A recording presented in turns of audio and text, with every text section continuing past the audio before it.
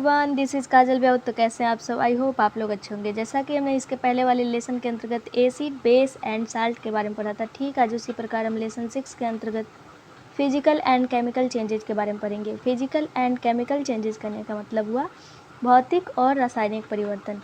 Every day you come across many changes in your surroundings. जैसे कि हम अपने चारों तरफ परिवेश में देखें तो बहुत सारे ऐसे चेंजेस देखने को मिलते हैं।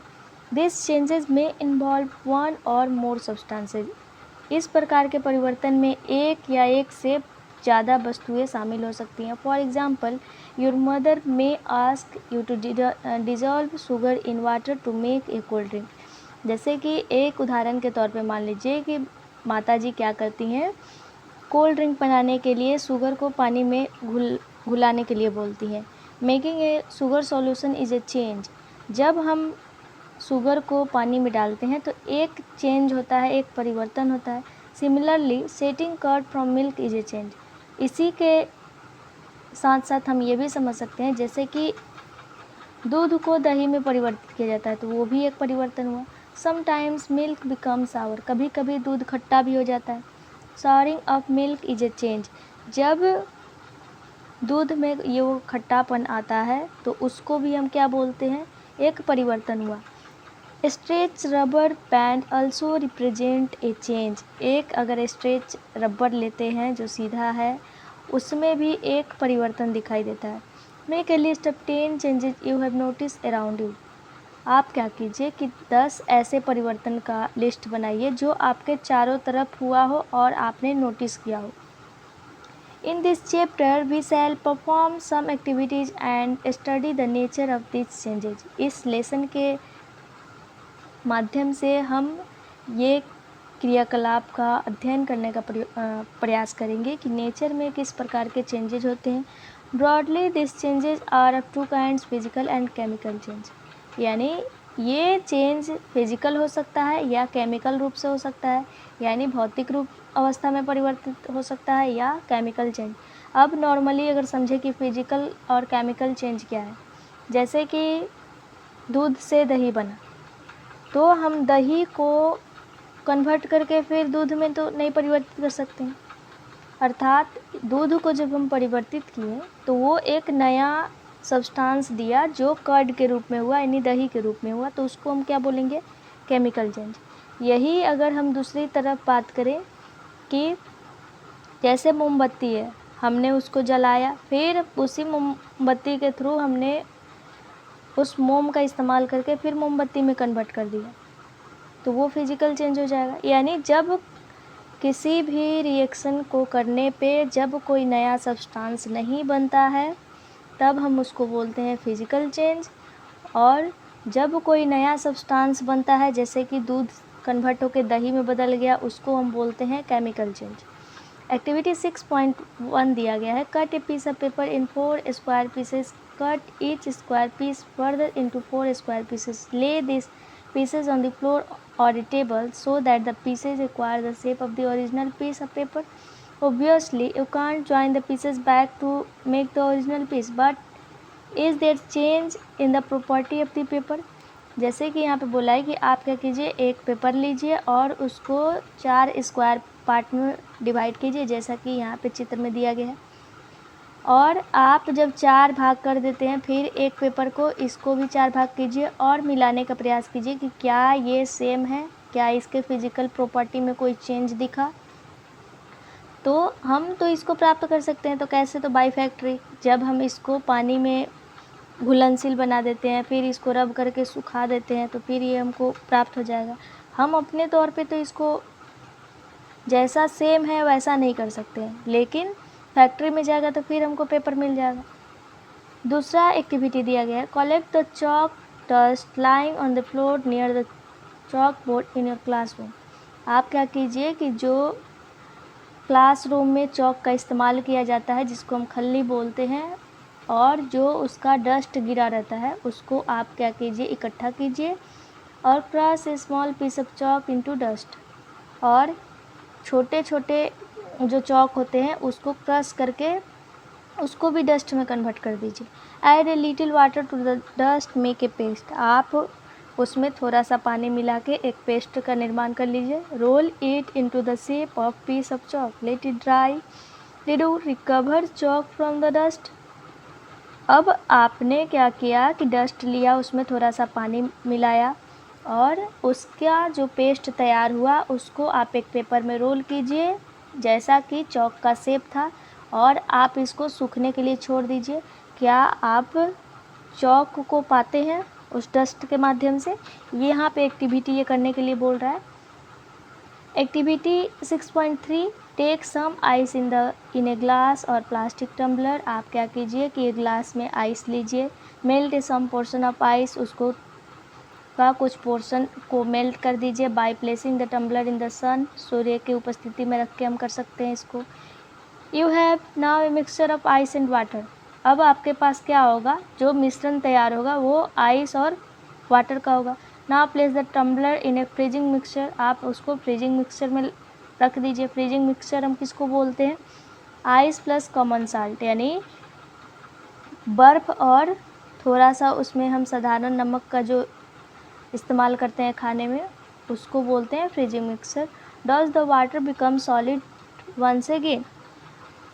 क्या पानी फिर से सॉलिड आइस में कन्वर्ट हुआ? आप इसको करके देखिए। एक्टिविटी 6.4 दिया गया है, boil some water in a container. आप क्या कीजिए, कंटेनर में कुछ पानी लीजिए, उसको बॉयल कीजिए। Do you see the steam rising from the surface of water. क्या आप देखते हैं कि जो गर्म होने की पद्धति है वो पानी के निचले सतह से उठती हुई प्रतीत होती है। Hold an inverted pan by its handle from over the steam at some distance from the boiling water. आप एक पैन लीजिए और जो स्टीम किया हुआ जो पानी है कुछ डिस्टेंस से आप उसको ढकने का प्रयास कीजिए।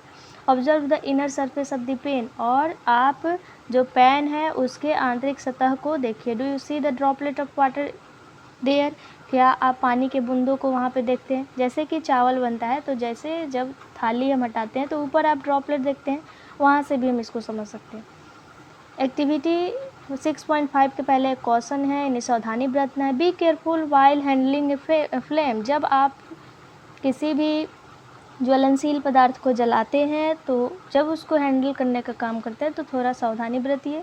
Hold use hexa blade with a pair of tongs. आप हेक्सा ब्लेड का यूज़ जब करते हैं तो आप चिमटे का इस्तेमाल कर सकते हैं। Keep the tip of the free end of the blade on the gas stove. और जो ब्लेड का एंड है उसको गैस स्टोव पे फ्रीली तरीके से हम पकड़ सकते हैं। वेट ए फ्यू मिनट्स, कुछ देर तक रुकिए। Does the colour of the tip of the blade change. क्या आपने ब्लेड की का जो टिप था उसमें परिवर्तन पाया। Remove the blade from the flame. फिर आप ज्वाला से उस ब्लेड को हटा लीजिए। Observe the tip once again after some time. आप कुछ समय बाद इसको ऑब्जर्व कीजिए कि इसमें और क्या परिवर्तन हुआ। जैसे कि हम देखते हैं कि धातु का जब हम आग में डालते हैं तो वो रेड हो जाता है, वही चीज़ यहाँ पे बोल रहा है करने के लिए। Does it get back its original colour. जब आप फ्लेम से हटा देते हैं तो क्या ये ओरिजिनल कलर में आपको मालूम प्रतीत होता है। In activity 6.1 and 2 you saw that paper and a piece of chalk underwent changes in size। जैसे कि आपने 6.1 पेपर वाला एक्टिविटी और 6.2 जो चॉक वाला एक्टिविटी था आपने किया, और इसमें क्या परिवर्तित हुआ और इसके साइज़ में जो आपका चेंज हुआ ये आपको देखना पड़ा। In activities 6.3 and 4 water change it's state from solid to liquid. फिर 6.3 और 4 में आपने क्या देखा कि वाटर अपने स्थिति से चेंज हुआ। जैसे कि पहले हम सॉलिड आइस लिए हुए थे, लेकिन उसको मेल्ट जब हम किए सन के उपस्थिति में तो वो लिक्विड में कन्वर्ट हो गया, फिर गैस से लिक्विड में कन्वर्ट हुआ। In activity 6.5 the hexa blade change colour on heating. और जब हम एक्टिविटी 6.5 किए तो हेक्सा ब्लेड जो कि हम फ्लेम पे रखे हुए थे उसका हीट करने के कारण उसका कलर में परिवर्तन हुआ। Properties such as shape, size, colour and state of substance are called its physical properties. तो वैसे गुण जिसमें शेप भी बदलता हो, साइज़ भी बदलता हो, कलर भी बदलता हो और इस जो पदार्थ की अवस्था है उसमें भी परिवर्तन होता है, उसको हम बोलते हैं फिजिकल प्रॉपर्टीज यानी भौतिक विशेषताएं। ए change in which a substance undergoes A change in its physical properties is called a physical change. जब इस प्रकार के सब्सटेंस में परिवर्तन होता है तो हम इसको बोलते हैं भौतिक परिवर्तन अर्थात physical change. A physical change is generally reversible.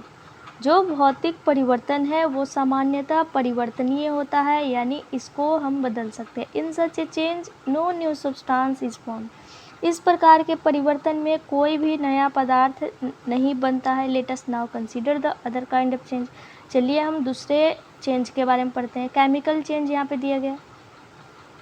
A change with which you are quite familiar in the rusting of iron. जैसे कि कोई परिवर्तन, जैसे कि आप एक एग्जांपल लेना चाहें तो आप रस्टिंग ऑफ आयरन देख सकते हैं, यानी लोहे में जंग लगने की जो स्थिति होती है उसको हम बोलते हैं रस्टिंग ऑफ आयरन, यानी लोहे में क्षारण की प्रक्रिया। If you leave a piece of iron in the open for some time it acquires a film of brownish substances. जैसे कि आप कभी लोहे के टुकड़े को ओपन एरिया में जब छोड़ देते हैं तो आप देखिएगा कि उसके ऊपर एक भूरे रंग की परत जम जाती है और इस परत को हम बोलते हैं रस्ट अर्थात जंग। And the process is called rusting, और इस प्रोसेस को हम बोलते हैं रस्टिंग, यानी क्षारण की प्रक्रिया, जंग लगने की प्रक्रिया। आयरन गेट्स ऑफ पार्क्स और farmlands, iron benches kept in lawns and gardens, almost every article of iron kept in the open gets rusted। जैसे कि आयरन की स्थिति हम कहाँ कहाँ पा सकते हैं, गेट में देख सकते हैं या पार्क में देख सकते हैं, फार्मलैंड में देख सकते हैं। आयरन का बेंच देख सकते हैं जो लॉन में रखा रहता है या गार्डन में रखा रहता है, या और भी बहुत सारे आयरन का पार्टिकल देख सकते हैं जो ओपन एरिया में रखा जाता है और उसमें जंग लगने की स्थिति हो जाती है। At home you must have seen shovels and spades getting rust when exposed to the atmosphere for the some time in the। जैसे कि हम अपने घरों में सोवेल्स को देखते हैं और स्पेड को देखते हैं। सोवेल्स और स्पेड कहने का मतलब क्या हुआ, स्पेड अर्थात कुदाल या सोवेल्स मतलब फावड़ा बेलचा, जिसके माध्यम से गिट्टी बालू उठाने का काम किया जाता है। उसको भी आप अगर देखते हैं तो वो कभी कभी जब हम बहुत समय तक रख देते हैं तो हमको क्या दिखता है कि उस पर जंग लग गया है, यानी जंग लगने की स्थिति में वो आ गया है क्योंकि वो ओपन एरिया में रखा गया था। In the kitchen a wet iron pan often gets rusted if left in that state for some time. जैसे कि हमारे किचन में एक वेट आयरन पैन होता है जिसको हम तवा बोलते हैं, हम उसको उसी अवस्था में कुछ समय के लिए अगर रख देते हैं, अगर उसको यूज में नहीं लाते हैं तो देखते हैं कि उसमें भी क्या हो गया, जंग लग गया।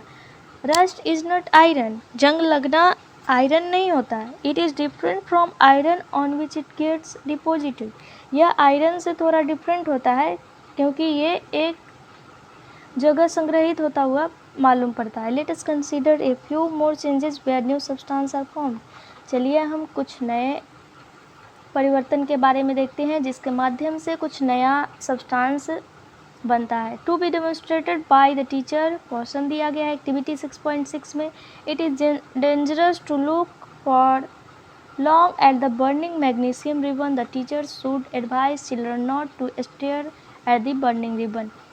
यह खतरनाक हो सकता है कि आपके पास कोई लंबा रिबन है जो मैग्नीशियम का है और आप उसको जला रहे हैं। टीचर द्वारा एडवाइस दिया जाता है कि जब आप रिबन को जलाइए उससे थोड़ा दूरी बरतिए।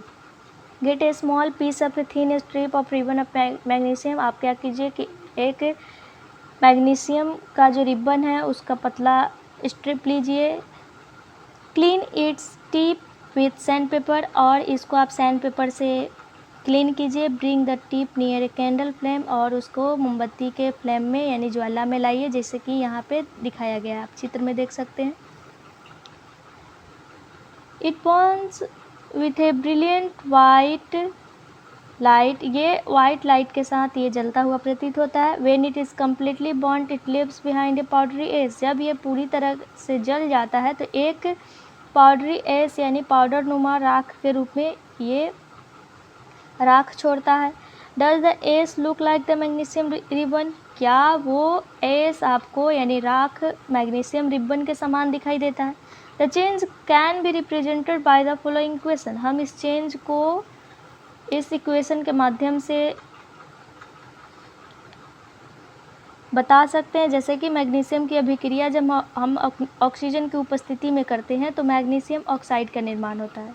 The equation here are different from those in mathematics. ये मैथमेटिक्स से बहुत ही अलग इक्वेशन है। In equation of this kind, इस प्रकार की इक्वेशन में the arrow implies becomes no attempt should be made to balance chemical equation at this stage. यानी ये आपका जो एरो है ये दिखाने का प्रयास करता है कि आपके पास कोई भी जैसे कि केमिकल इक्वेशन को बैलेंस करने का जो काम होता है, आपके पास कोई ज़्यादा अटेम्प्ट नहीं है। यानी मैग्नीशियम को जब हम ऑक्सीजन से अभिक्रिया कराते हैं, यानी रिएक्शन कराने का काम करते हैं, तो मैग्नीशियम ऑक्साइड का निर्माण होता है। Collect the S and mix it with A small amount of water. उस एस को आप क्या कीजिए, इकट्ठा कीजिए और आप थोड़े से पानी में मिलाइए। Stir the mixture aqueous solution well, और आप उसका एक्विस बिलियन सॉल्यूशन बना सकते हैं, अर्थात जलीय बिलियन बना सकते हैं, और उसको अच्छे से मिलाइए। Test the mixer with blue and red litmus paper, और इस मिश्रण को आप ब्लू और रेड लिटमस पेपर पे यूज़ कीजिए, टेस्ट कीजिए, जांच कीजिए। Does the mixer turn red litmus blue, यहाँ पे बोल रहा है कि क्या ये मिश्रण रेड लिटमस को ब्लू में कन्वर्ट करता है। Does the mixer turn blue litmus red, क्या ये मिक्सचर ब्लू लिटमस को रेड में कन्वर्ट करता है। On the basis of this test how do you classify the aqueous solution acidic और बेसिक। आप इस प्रकार के टेस्ट के माध्यम से कैसे क्लासीफाई कर सकते हैं कि ये जलीय विलयन अम्लीय है या क्षारीय है। On dissolving the S in water it forms a new substance, जैसे कि हम उस एस को पानी में जब मिलाते हैं तो एक नया सब्सटेंस का निर्माण होता है। This change can be written in the form of the following equation. हम इसको एक इक्वेशन के माध्यम से समझा सकते हैं। Magnesium oxide plus water is equal to magnesium hydroxide. जब हम मैग्नीशियम ऑक्साइड को वाटर की उपस्थिति में अभिक्रिया कराते हैं तो मैग्नीशियम हाइड्रोक्साइड का निर्माण होता है। As you have already learnt in chapter 5, magnesium hydroxide is a base. जैसे कि हमने चैप्टर 5 में एसिड, बेस और साल्ट के तहत पढ़ा था कि मैग्नीशियम हाइड्रोक्साइड क्या है, एक क्षार है। So magnesium oxide is a new substance formed on burning of magnesium. इसीलिए मैग्नीशियम ऑक्साइड एक नया पदार्थ है जब हम मैग्नीशियम को जलाने का काम करते हैं। Magnesium hydroxide is another new substance formed by mixing magnesium oxide with water. Magnesium जो हाइड्रोक्साइड है वो एक दूसरा सब्सटेंस है जो मैग्नीशियम ऑक्साइड को जब हम पानी की उपस्थिति में रिएक्शन कराएं तो हमको प्राप्त हुआ। एक्टिविटी 6.7 में दिया गया, to be demonstrated by the teacher. आप इसको टीचर के उपस्थिति में कीजिए। Dissolve about a teaspoon full of copper sulphate blue vitriol और नीला होता in about half of cup of water in a glass tumbler और ए बिकर। आप क्या कीजिए कि 1 चम्मच कॉपर सल्फेट, जिसको हम बोलते हैं नीला थोथा, हाफ कप पानी में या ग्लास में उस पानी को ले सकते हैं या बिकर में ले सकते हैं, उसमें आप मिलाइए। Add a few drops of dilute sulphuric acid to the solution, और इस विलयन में कुछ बूंद आप सल्फ्यूरिक एसिड को डालिए। You should get A blue colour solution. आपको क्या प्राप्ति होगा, ब्लू कलर सॉल्यूशन, यानी वो जो सॉल्यूशन होगा उसका कलर क्या होगा, blue. Save a small sample of the solution in a test tube और स्मॉल ग्लास ट्यूब। आप इस स्मॉल सैंपल जो है सॉल्यूशन का उसको टेस्ट ट्यूब में या ग्लास के बोतल में रख सकते हैं। ड्रॉप ए नेल और a used shaving blade into the remaining solution. आप जब नाखून काटने में ब्लेड का इस्तेमाल करते हैं या शेविंग टाइम जो ब्लेड का इस्तेमाल करते हैं, उस जो बचा हुआ जो सॉल्यूशन है उसमें आप मिला दीजिए। Wait for half an hour so go. आप आधा या 1 घंटा वेट कीजिए। Observe the colour of the solution. आप उसके बाद उसके सॉल्यूशन के कलर को ऑब्जर्व कीजिए कि वो किस में परिवर्तित हुआ। Compare it with the colour of sample solution saved separately. जो आपने इसके पहले प्रयोग किया उसमें क्या परिवर्तन था और बाद में क्या परिवर्तन हुआ, इसको भी नोट करना है। Colour of the solution from blue to green is due to the formation of iron sulphate a new substance. यहाँ पे जो सब्सटेंस का कलर था वो ब्लू से ग्रीन में कन्वर्ट हो गया। क्यों? क्योंकि आपने उसमें आयरन सल्फेट, जैसे कि उसमें आपने क्या डाला था, ब्लेड डाला था जो कि आयरन का पार्ट था, और ये बन गया आयरन सल्फेट जो कि एक नया पदार्थ था। The brown deposit of the iron nail is copper, और जो ब्राउन कलर का नीचे सब्सटेंस डिपॉजिट हो गया, इकट्ठा हो गया, वो क्या था, कॉपर था। अनदर न्यू सब्सटेंस, दूसरा नया पदार्थ। We can write the reaction as, हम इसको एक अभिक्रिया के माध्यम से दर्शा सकते हैं। Copper sulphate solution blue plus iron is equal to iron sulphate solution जो कि ग्रीन था, और कॉपर ब्राउन डिपॉजिट, यानी कॉपर सल्फेट को जब हम आयरन के साथ अभिक्रिया कराते हैं तो आयरन सल्फेट का निर्माण होता है जो कि ग्रीन में उपस्थित है, और कॉपर जो ब्राउन डिपॉजिट हुआ वो। एक्टिविटी 6.8 में दिए गए, take about a teaspoon full of vinegar in test tube. आप टेस्ट ट्यूब में 1 चम्मच विनेगर लीजिए। Add a pinch of baking soda to it, आप 1 चुटकी बेकिंग सोडा डालिए। You would hear a hissing sound and see bubbles of a gas coming out, उसके अंदर से जो गैस निकलेगा, जो बबल्स के रूप में दिखाई देगा, उसके साउंड को आप सुनने का प्रयास कीजिए। Pass this gas through freshly prepared lime water as shown in figure 6.5, और आप उस गैस को, जो लाइम वाटर आपने फ्रेश मरम्मत किया था, बनाया था, उसको देखिए। What happens to the lime water, यानी लाइम वाटर के साथ क्या होता है। जैसे कि यहाँ पे आप देख सकते हैं कि change in the colour of the copper sulphate solution due to reaction with iron, यानी जब हम आयरन को इस विलयन में मिलाते हैं तो ये ब्लू हो जाता है, और यहाँ पे आयरन सल्फेट जो ग्रीनिश के रूप में था ये दिखाई देता है। Do you see any change in the colour of the solution, क्या आप इसके सॉल्यूशन में कोई चेंज पाए, यानी इसका जो सॉल्यूशन था कलर में कोई भी परिवर्तन हुआ, क्या आपने देखा। टेक आउट द नेल और द ब्लेड, आप क्या कीजिए, जो ब्लेड आपने डाला था उसको बाहर निकालिए। Has it change in any way, क्या इसमें किसी भी प्रकार का परिवर्तन हुआ। The changes that you notice are due to a reaction between copper sulphate and iron, ये जो चेंज आपने नोटिस किया, ये चेंज ब्लू में बदला और ग्रीन में बदला, ये क्यों हुआ, तो कॉपर सल्फेट और आयरन के बीच में अभिक्रिया हुई, उसके माध्यम से ये हुआ।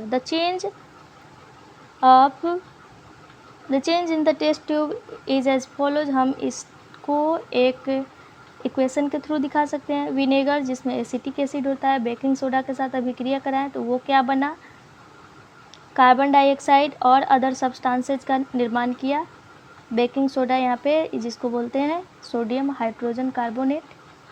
The reaction between carbon dioxide and lime water is as follows, और इसके रिएक्शन को हम देख सकते हैं जो आगे वाले पेपर में होगा। Carbon dioxide plus lime water is equal to calcium carbonate plus water. यहाँ पे जब हम कार्बन डाइऑक्साइड को लाइम वाटर से अभिक्रिया कराते हैं तो कैल्शियम कार्बोनेट की प्राप्ति होती है और जल की प्राप्ति होती है। देखिए आप यहाँ पे इसको देख सकते हैं,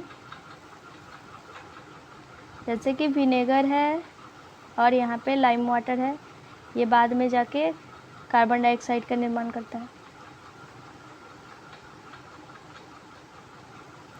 when carbon dioxide is pass through lime water, जब हम कार्बन डाइऑक्साइड को लाइम वाटर से पास कराते हैं तो कैल्शियम कार्बोनेट बनता है, which makes lime water milky, जो लाइम वाटर को दूधिया बना देता है।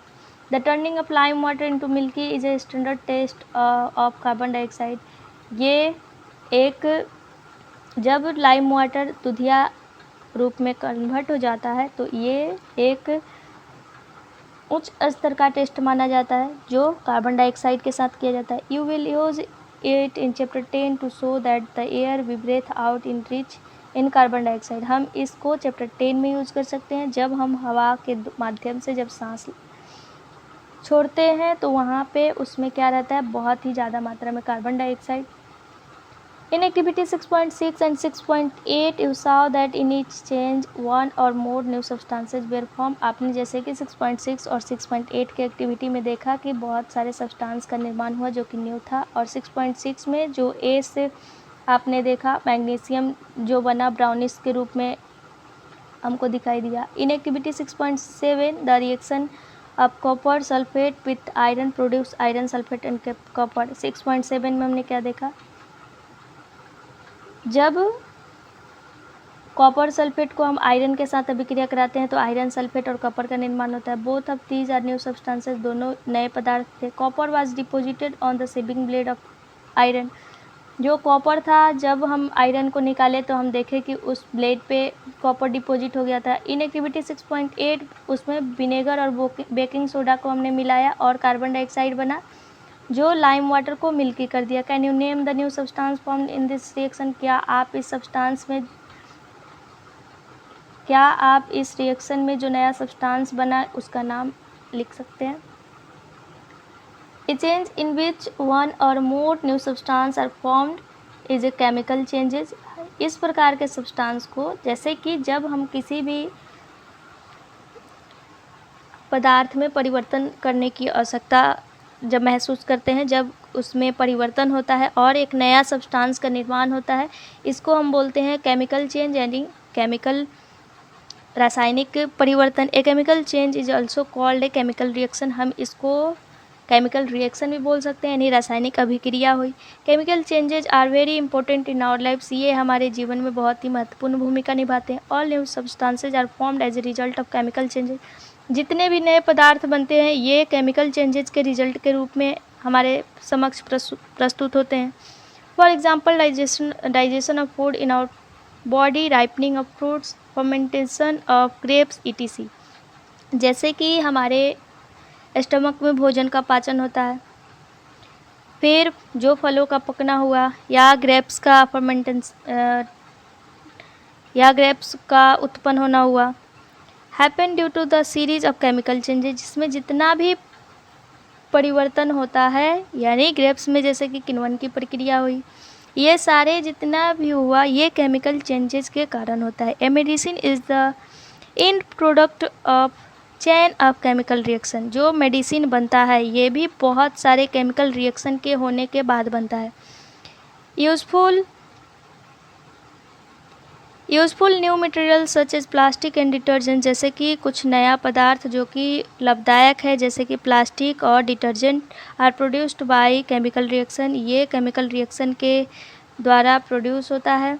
Indeed every new material is discovered by studying chemical changes. वास्तव में जो भी नया मटेरियल है वो हम केमिकल चेंजेस के बारे में अध्ययन करके ही प्राप्त करते हैं। We have seen that one और more new substances are produced in a chemical changes. जैसे कि हमने देखा कि एक या एक से अधिक पदार्थ भी केमिकल चेंज के रूप में प्रोड्यूस होते हैं। In addition to new product the following make a company a chemical change. इसके अलावा अगर new product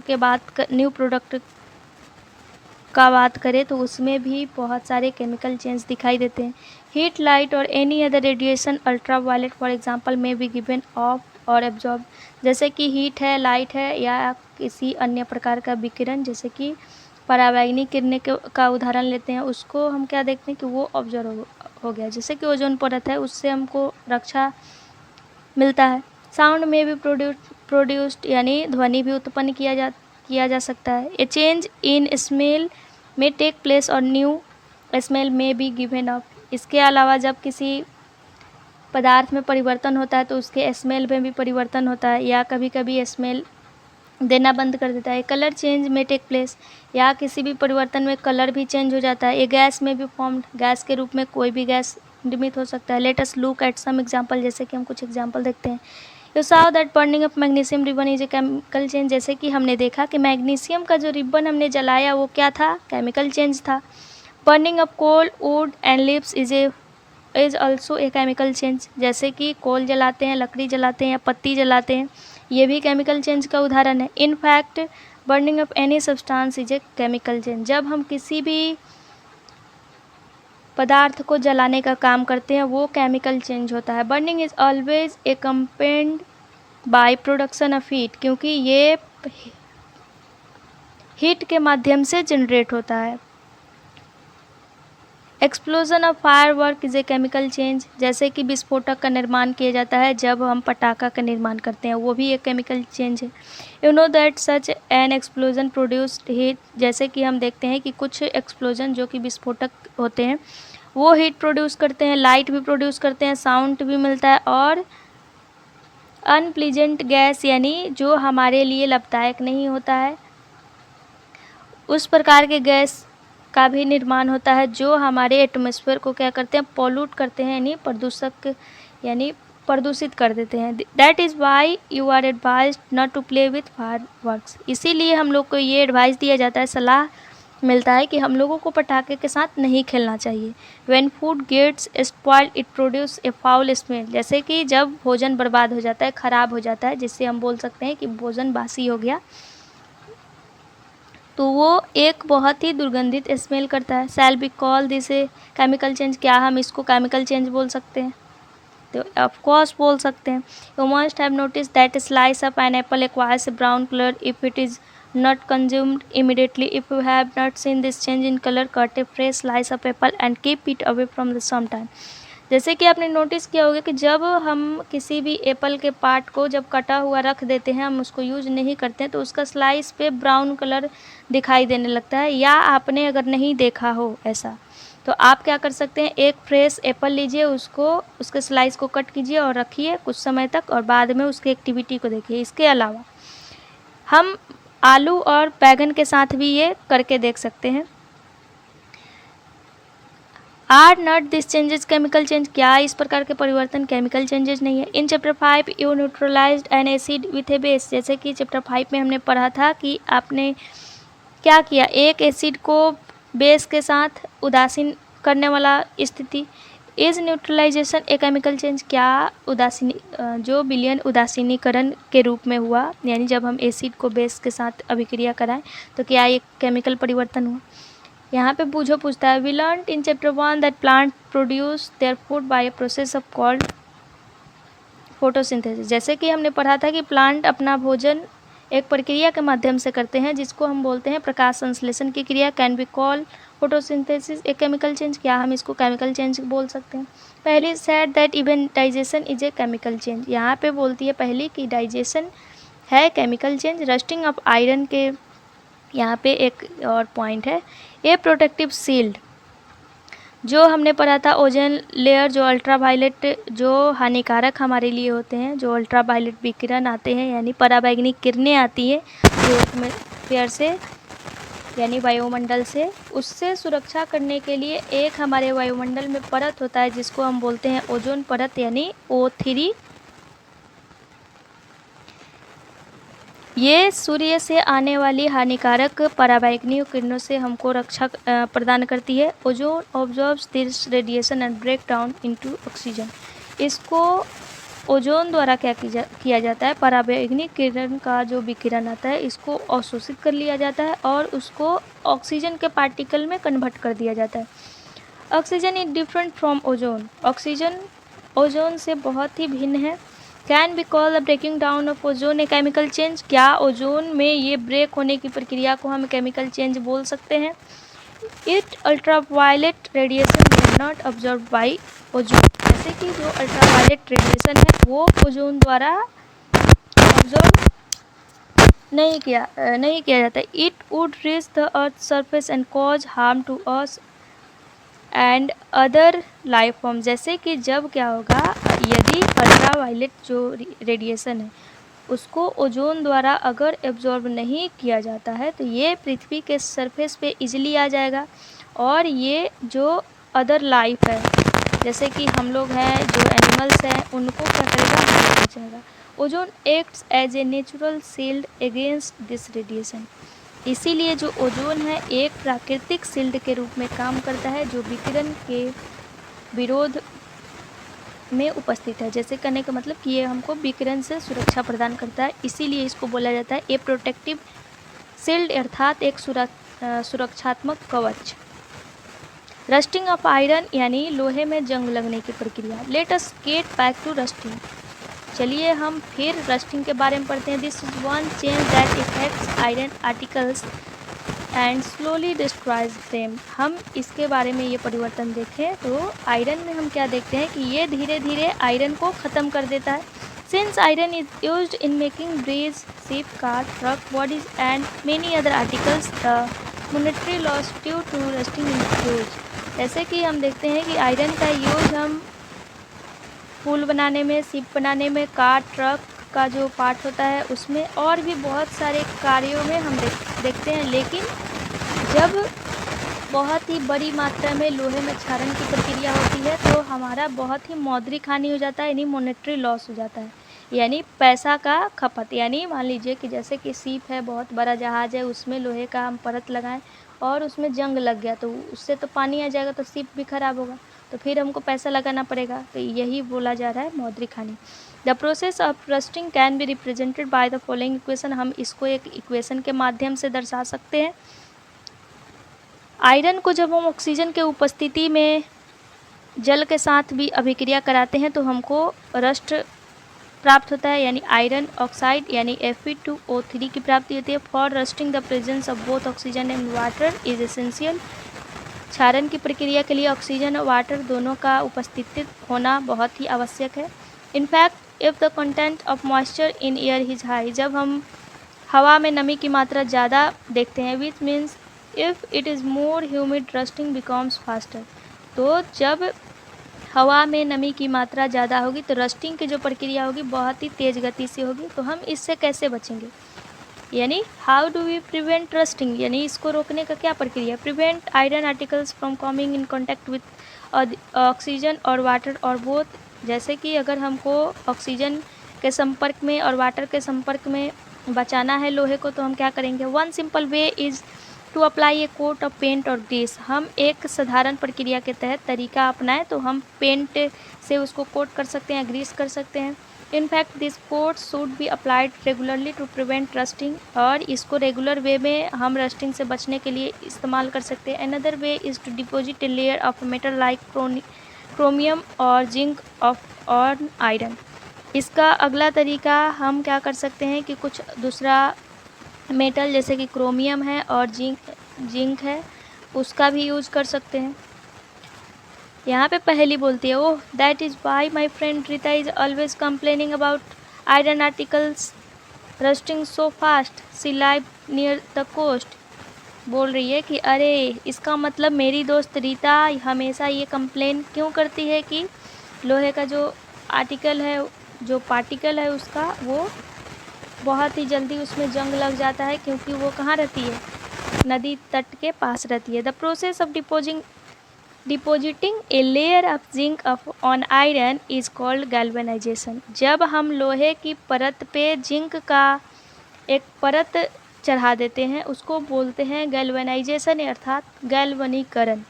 the iron pipes we use in our homes to carry water are galvanized to prevent rusting.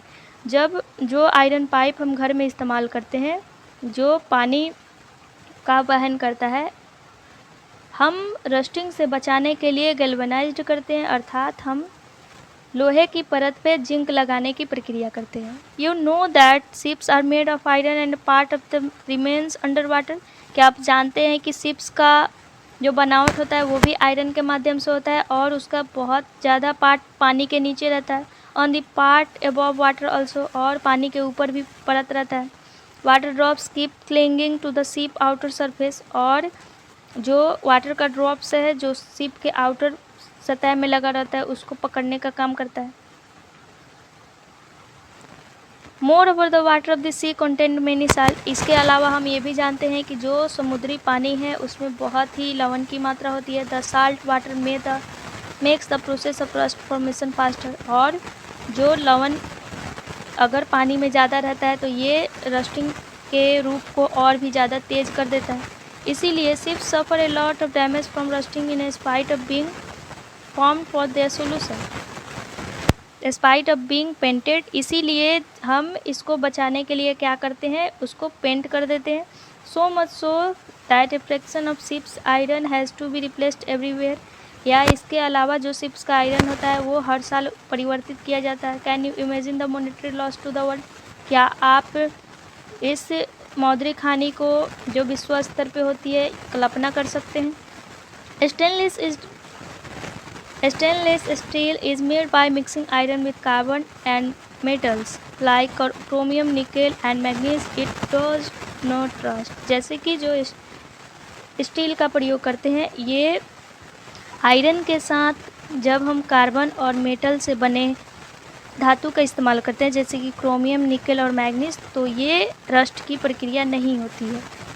Crystallisation यानी क्रिस्टलीकरण हम किसको बोलेंगे? In class 6 you have learn that salt can be obtain by the evaporation of sea water. जैसे कि हमने पढ़ा था क्लास 6 में कि साल्ट को हम कैसे प्राप्त कर सकते हैं, तो समुद्र में वाष्पन की क्रिया से प्राप्त कर सकते हैं। The salt obtained in the manner is not pure and the shape of its crystal can't be seen clearly। और जो साल्ट का जो फॉर्म होता है इसको हम प्योर फॉर्म में नहीं प्राप्त करते हैं। जैसे कि समुद्र से अगर हमको पानी निकलना है तो वो क्रिस्टल के रूप में विद्यमान होता है।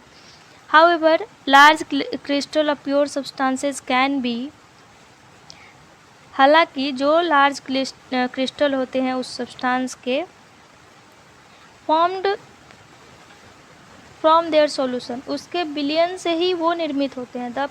This process is called crystallization. इसको हम बोलते हैं क्रिस्टलीकरण। It is an example of physical change. ये एक फिजिकल चेंज का उदाहरण है। कहने का मतलब हुआ, इसको हम नॉर्मल रूप में अगर समझे तो जैसे कि नमक है, अगर हम क्या करते हैं, नमक के पार्टिकल को इकट्ठा करके उसको हम गोल बना देते हैं तो एक वो क्या होगा, क्रिस्टल का रूप ले लेगा। या दूसरा अगर एग्जाम्पल है चीनी और मिश्री, चीनी का पार्टिकल छोटा छोटा रहता है लेकिन मिश्री वो क्रिस्टल के समान रचना होता है, जब हम उसको तोड़ते हैं वो भी चीनी का रूप ले लेता है। तो ये प्रक्रिया के माध्यम से भी हम समझ सकते हैं। एक्टिविटी 6.9 में दिया गया क्वेश्चन दिया गया, पहले आप इसको जब प्रयोग करते हैं, इस प्रक्रिया को दोहराते हैं तो आप टीचर की उपस्थिति में कीजिए। Use only dilute sulphuric acid, be careful while boiling water. आप केवल इसमें जो घुलित सल्फ्यूरिक एसिड है उसका ही इस्तेमाल कीजिए, केवल उसी का इस्तेमाल करना है।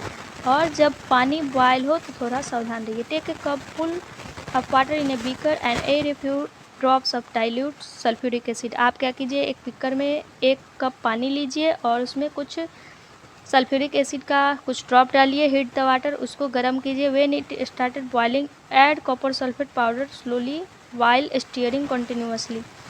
जब ये बॉयल होना स्टार्ट हो जाएगा तो कॉपर सल्फेट का पाउडर थोड़ा थोड़ा डालिए जब तक, और उसको लगातार मिलाते रहिए। Continue adding copper sulphate powder till no more powder can be dissolve. आप इसको लगातार घुलाते रहिए जब तक कि ये घुल ना जाए। फिल्टर द सॉल्यूशन, फिर आप इस सॉल्यूशन को फिल्टर कीजिए। अलाउ इट टू कूल, फिर इसको आप ठंडा कीजिए। Don't disturb the solution when it is cooling. जब ये ठंडा हो तो आप इसको थोड़ा सा भी इधर उधर मूव नहीं कीजिए, उसको जैसा का तैसा रहने दीजिए। Look at the solution after some time, कुछ समय बाद उस सॉल्यूशन को आप देखिए। Can you see the crystal of copper sulphate, क्या आपको कॉपर सल्फेट का क्रिस्टल दिखाई देता है? If not wait for some more time, अगर आपको नहीं दिखाई देता है तो कुछ देर और रुकिए। आप यहाँ पे देख सकते हैं क्रिस्टल ऑफ कॉपर सल्फेट। यहाँ पे you have learn about physical and chemical changes. जैसा कि हमने फिजिकल और केमिकल चेंजेस के बारे में पढ़ा। Try to identify changes that you observe around you as physical or chemical changes. आप इसके अलावा अपने आसपास ये ऑब्जर्व करने का प्रयास कीजिए कि किस वस्तु में फिजिकल चेंज होता है और किस वस्तु में केमिकल चेंज होता है। तो इस लेसन के तहत हमने क्या क्या पढ़ा, तो chemical change, chemical reaction, crystallization, galvanization, physical change और रस्टिंग के बारे में पढ़ा। और यहाँ पे कुछ पॉइंट दिया गया है जो समरी के रूप में। Change can B 2 types, physical and chemical, जो हमने ऊपर पढ़ा था कि चेंजेस 2 प्रकार के होते हैं, एक होता है भौतिक और एक होता है रासायनिक, यानी एक होता है फिजिकल और एक होता है chemical. Physical changes are changes in the physical properties of substances. जब फिजिकल परिवर्तन होता है तो उसके प्रॉपर्टीज़ में भी चेंजेस हो जाते हैं। No new substance are formed in this changes. इस प्रकार के परिवर्तन में कोई भी नया पदार्थ नहीं बनता है। दिस चेंजेस में भी रिवर्सिबल, इसको हम रिवर्सिबल बोल सकते हैं, अर्थात परिवर्तनीय है ये। In chemical changes new substance are produce. जब केमिकल चेंजेज होता है तो इसमें न्यू सब्सटेंस का निर्माण होता है। सब substances can be obtained in pure state from their solution by crystallization. इसके अलावा हम कुछ पदार्थों को प्योर अवस्था में प्राप्त कर सकते हैं सॉल्यूशन के माध्यम से, बाय क्रिस्टलाइजेशन यानी क्रिस्टलीकरण की प्रक्रिया के माध्यम से। यहाँ पे कुछ एक्सरसाइज दिया गया है, आप बनाने का प्रयास कीजिएगा और कोई भी क्वेश्चन आता है तो आप हमको कमेंट सेक्शन में कमेंट कर सकते हैं। और अगर आपको वीडियो पसंद आए तो लाइक, कमेंट, शेयर और सब्सक्राइब ज़रूर कीजिए।